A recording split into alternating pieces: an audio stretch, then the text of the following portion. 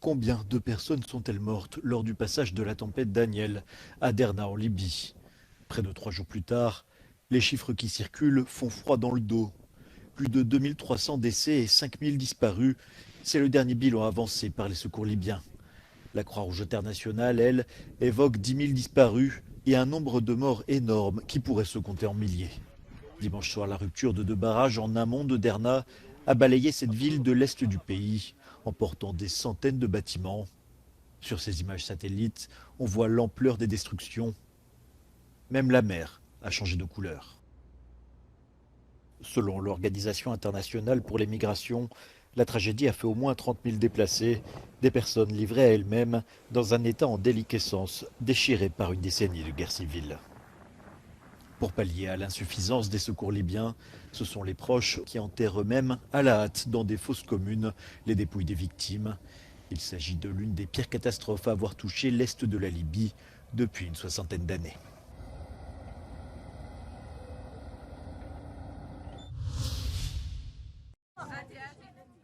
Au Maroc, les équipes de secours commencent à se retirer pour laisser place à l'aide humanitaire. À Asni, localité située au sud de Marrakech, se trouve l'un des plus grands hôpitaux de campagne où sont soignés les blessés. Environ 500 personnes y reçoivent une assistance médicale quotidienne, dont de nombreux enfants traumatisés par le tremblement de terre.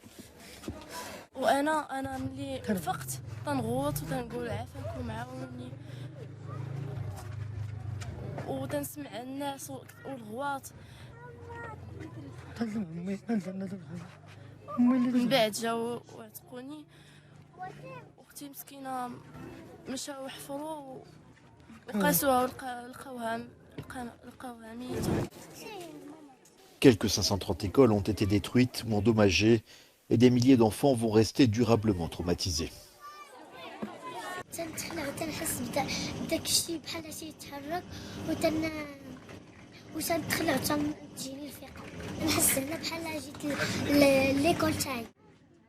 Nora va certainement devoir attendre encore des mois pour aller à l'école, le symbole d'un retour à une vie presque normale.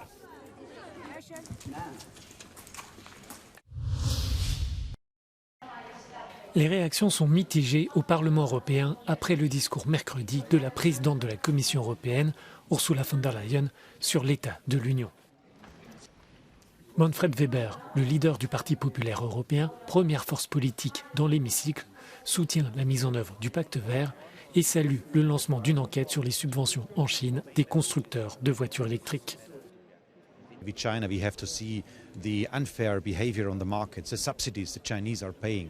And that's why we have to protect ourselves. We have to use our methods, our tools we have to protect our market.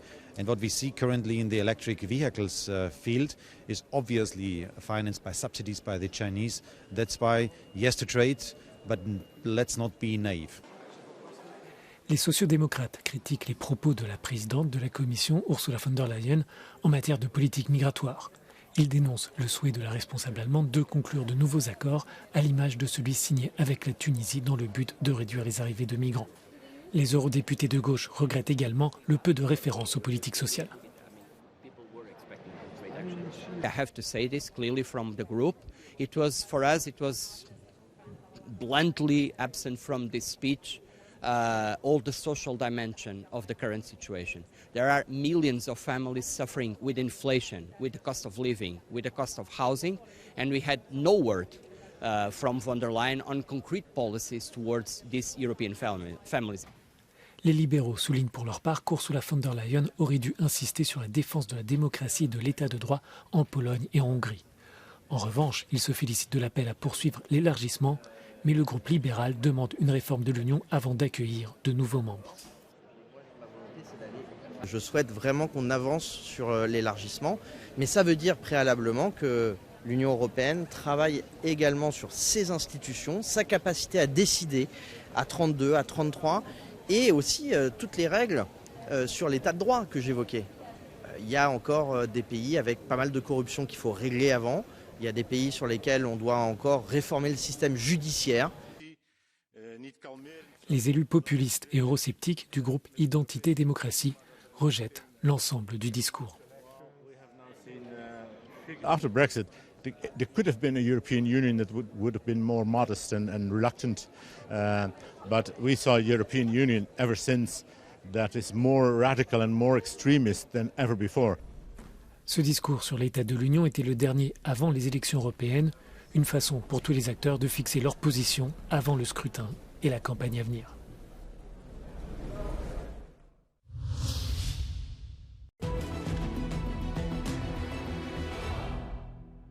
In what appears to be Kyiv's most ambitious strike on the Russian-controlled port since the full-scale invasion began, Ukrainian forces launched an extensive attack on a ship repair facility in Sevastopol in annexed Crimea.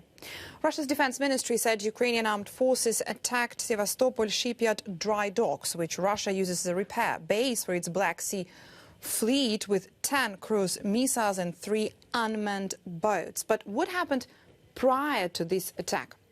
Over the past few days, Ukraine's military intelligence said Ukrainian forces have regained control of several gas and oil offshore drilling platforms from Russia.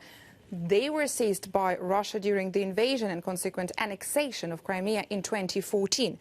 Ever since, the platforms had been used by Moscow for military purposes since the start of Russia's full-scale invasion on Ukraine in February 2022. Having equipped them with electronic reconnaissance and combat equipment, Russian military could use the platforms to monitor the surface, air and underwater space in the northwestern part of the sea between Crimea and Odessa. Since 2015, Russia moved them from Ukraine's territorial waters on the Odessa gas field closer to western coast of Crimea. And this is where Ukraine's forces briefly landed in the end of August. The Defense Ministry announced that all objectives of the operation were achieved and the enemy suffered losses among its personnel and equipment during a firefight in Olenivka and also in Mayak, which is said to be home to Russian radio engineering regiment and sophisticated radar systems. This area contained extensive air defenses and missile sites, including advanced systems. Kyiv said that each of these operations brings Ukraine a step closer to liberating Crimea. Ces constructions sont des abris anti-aériens et nous sommes en Roumanie. Le pays, membre de l'OTAN, est voisin de l'Ukraine. Aujourd'hui, il est contraint d'installer à la hâte ses abris près de la frontière pour protéger la population locale des drones russes qui frappent des cibles ukrainiennes et qui finissent leur course sur le territoire roumain. Nu arată estetic, pentru că a fost o intervenție rapidă. Oamenii s-au simțit în nesiguranță și s-a încercat, dar vor veni investiții majore în toate zonele de frontieră, ținând cont de ceea ce face Federația Rusă în perioada următoare. Nu aș vrea să intru în aceste detalii, primul rând detalii militare. Ce mercredi, Bucarest a admis que des drones russes ont été retrouvés à 14 km de la frontière, dans les terres roumaines. Au petit matin, la Russie a bombardé les ports fluviaux d'Izmaïl et de Rémy, tous deux situés sur la rive ukrainienne du Danube. Ce n'est pas la première fois qu'elle le fait, ni que des restes d'engins russes présumés atterrissent sur le territoire de l'OTAN. L'île italienne de Lampedusa connaît une nouvelle vague massive d'arrivées de migrants. Des milliers de personnes ont débarqué en 24 heures et le centre d'accueil a prévenu mercredi que sa capacité risquait d'atteindre un seuil critique. La Croix-Rouge italienne, qui gère depuis juin ses installations, prévues pour moins de 400 personnes, a déploré que plus de 6000 y soient désormais hébergés. Vede ospitate presso l'hotspot circa 6.000 persone giunte sull'isola con oltre 100 eventi di sbarco negli ultimi 24 ore. Chiaramente la situazione è complessa e come Croce Rossa Italiana stiamo continuando a garantire, sebbene con un grande sforzo, i servizi di base alle persone che stiamo assistendo. Selon les données du ministère de l'Intérieur, plus de 120 000 migrants sont arrivés en Italie par la mer depuis le début de l'année, 2 fois plus qu'il y a un an à la même période. En avril, le gouvernement, dirigé par Giorgia Meloni, a déclaré l'état d'urgence pour 6 mois afin de tenter de faire face à cet afflux.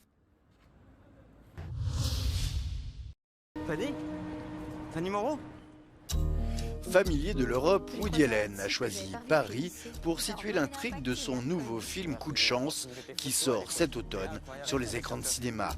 L'histoire d'une jeune femme qui va basculer dans le mensonge puis l'adultère. Grande nouveauté pour son 50e film, il a été tourné entièrement en français. Le cinéaste était de passage à Lyon pour montrer en avant-première son film et pour lui, Paris et New York sont deux villes inspirantes. New York and Paris are very similar.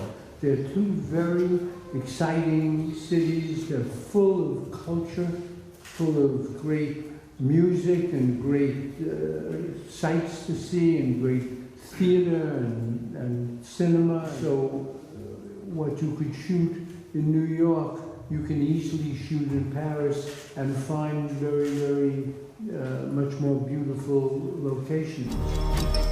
Qu'est-ce que tu es en train de faire? Je culpabilise, c'est atroce. Coup de chance est un savant mélange de drame et de comédie. Et à 87 ans, Woody Allen hésite encore à prendre sa retraite. Je commence à m'inquiéter là. I'm tempted for it to be my final film because it's my 50th and it's a nice round number. And so I think maybe it's a good time to stop. On the other hand, if somebody comes to me and says, we'd like you to make a film and we'll finance it, then it's very hard to say no. So I don't know. I also don't like the way the cinema has gone. I don't like the idea of working for almost a year on a film and then it goes for 2 weeks in the cinema and then it's on television streaming. Le film sort sur les écrans en France, Belgique et Suisse le 27 septembre.